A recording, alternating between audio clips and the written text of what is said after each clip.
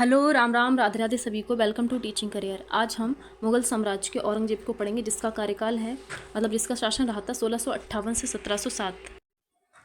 इसका जन्म होता है 3 नवंबर 1618 एडी में। उपाधि क्या थी? बहादुर, जिंदा पीर भी इसको बोलते थे, आलमगीर और शाही दरवेश। राज्याभिषेक 2 बार हुआ था। प्रथम हुआ था 31 जुलाई 1658 में सामूगढ़ वॉर के बाद।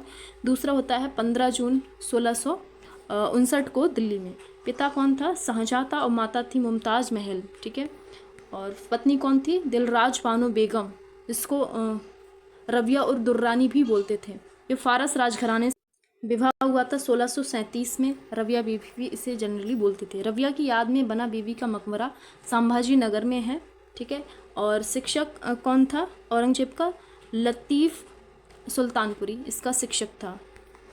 जहाँ आरा को जब मर गई थी, जहाँ आरा, उसके मरने के बाद साहिबाद उद ज़मानी की उपाधि दी थी। किसने? औरंगजेब ने। जहाँ आरा कौन है? इसकी बहन है। ठीक है। इसने 80 टैक्स को पहले तो ख़त्म किया, लेकिन बाद में इसने टैक्सेस इम्पोज किए थे। बाद में मुस्लिम व्यापारियों से कर लेना बंद कर दिया था, लेकिन हिंदू जो भी वस्तुएं ले जाते थे उसका 5% ये टैक्स लेता था। औरंगजेब की नीति जो है वो एक इनटॉलरेंट नीति थी। तो क्या था, इसने ऐसा क्या किया था? सिक्कों पर कलमा इसने रोक दिया था। तुलादान, झरोखा दर्शन, ये सब बंद कर दिया था। नौरोज, हिंदू राज तिलक, ये सब बंद किया था इसने। नाच गाना, वैश्यावृत्ति पर रोक लगा दी थी। शराब जुआ पर रोक लगा दी थी। मीना बाजार बंद करवा दिया था। होली, दिवाली, बसंत पर भी इसने रोक लगा दी थी। कुल मिलाकर हिंदुओं के प्रति इसकी जो नीति थी वो कठोरता की नीति थी, यानी कि हिंदू त्योहारों को नहीं मनाने देता था और मंदिरों को भी इसने काफ़ी मात्रा में तोड़ा था। सती प्रथा पर इसने रोक लगाई। जजिया कर को फिर से इसने शुरू कर दिया था। ठीक है। इसका विरोध किसने किया था? जो शासन में थे राज सिंह ने इसका विरोध किया था। राजस्थान के थे ये। ठीक है। औरंगजेब के समय कौन कौन सी विद्रोह हुए थे उनको देख लेते हैं। जाटों का विद्रोह होता है 1669 में। मथुरा में अब्दुल नबी था, जिसने हिंदू मंदिरों को तोड़ा था। महिलाओं पर इसने अत्याचार किए थे। 1669 में गोकुल के नेतृत्व में 20,000 लोग इकट्ठा हुए इसके विरोध में। ठीक है, अब्दुल नबी के विरोध में। 1670 में वीर सिंह बुंदेला द्वारा बना मंदिर जो है केशव राय मंदिर, वो भी तोड़ दिया था। फिर इसके बाद होता है तिलपत का वॉर, मुगल वर्सेस गोकुल। ठीक है। 1686 में राजाराम के नेतृत्व में विद्रोह होता है और 1688 में राजाराम के भतीजे चूड़ामंड के जो है इन्होंने विद्रोह किया था।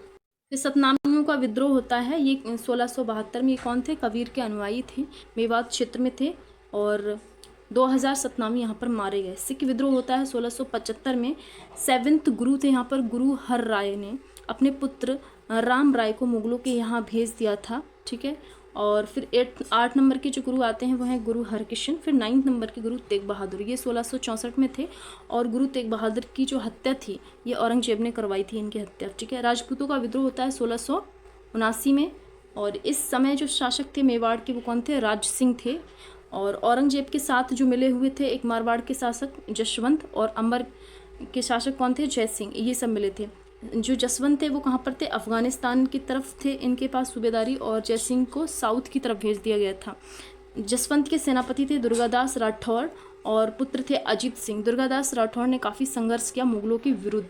1678 में मारवाड़ पर अधिकार कर लिया था मुगलों ने, मंदिर तोड़े थे। अजीत सिंह की माता मेवाड़ की राजकुमारी थी। मेवाड़ ने मालवाड़ का साथ दिया था। मुगलों ने उदयपुर पर नियंत्रण कर लिया था। औरंगजेब के पुत्र अकबर द्वितीय जो था, औरंगजेब का पुत्र था, इसका भी विद्रोह होता है 1681 में। अकबर वर्सेस औरंगजेब। औरंगजेब के साथ कौन था? मुअज्जब, इसका दूसरा पुत्र था। अकबर जो है भागकर संभाजी महाराज के पास गया, मदद मांगी, फिर वहाँ से फारस भाग गया। ठीक है। संभाजी महाराज ने शायद इसकी मदद नहीं की थी। अकबर के पीछे 1682 में औरंगजेब जो है वो दक्षिण चला गया। मेवाड़ मुगलों से संधि कर लेता है और 1681 में यहाँ पर कौन थे? जयसिंह थे। और जयसिंह को फिर 7000 का मनसब औरंगजेब बना देता है।